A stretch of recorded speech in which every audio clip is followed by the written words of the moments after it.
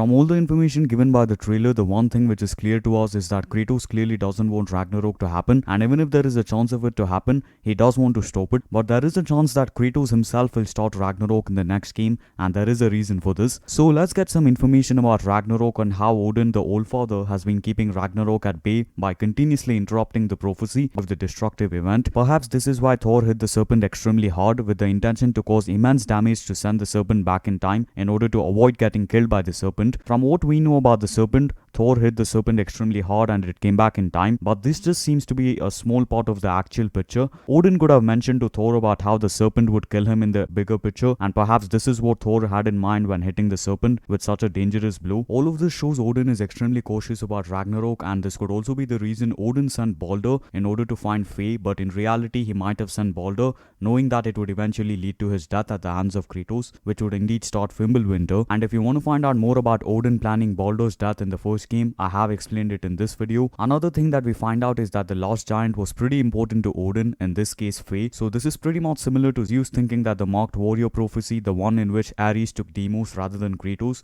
So in this way, it's a parallel to what is going to happen in the end. In the Greek series, Kratos ended up destroying everything, and the same can be expected from the events of Ragnarok, which would be set in motion by Kratos. So maybe Odin in the next game wants Ragnarok to play out in a way such that he comes out on top, but Odin doesn't seem to count Kratos into the events, though he does make a massive difference. So in this way, Kratos would probably start Ragnarok in order to change the prophecy just like the previous time. This would most probably be in order to save his son Atreus from the destruction during Ragnarok, or we could see Kratos lose Atreus in the process of Ragnarok and he ends up going to a new pantheon or something like that. Kratos starting Ragnarok is pretty much a 50-50 chance, so I'm not really sure whether it would happen, but if it does happen, it would really be interesting to see how everything would play out in the story. But how would Kratos start Ragnarok? This is where the various factors come in for Ragnarok. We could see Kratos and Atreus go to Asgard for two reasons. The first being to obviously free and save Tyr as shown in the trailer, and the second would be to free and gain control of the wolf giants Skoll and Hati, since they are the wolves who chase the sun and moon, and once they catch it, Ragnarok begins. So gaining control of both of them would mean that the event of Ragnarok is now on Kratos and Atreus' timetable. This can also lead to an interesting point in the story's ending, where we see Kratos and Atreus differ in opinions about starting Ragnarok, and they might end up going their separate ways in this situation as well. So obviously there's a lot of possibilities. So what do you guys think? Do you think Kratos would start Ragnarok for the bigger picture of the entire situation, or is it going to be someone else to start it? Do let me know down in the comments. And yeah, that's about it for today's video. Thank you so much for watching. Do leave a like if you've enjoyed, subscribe for more videos like this,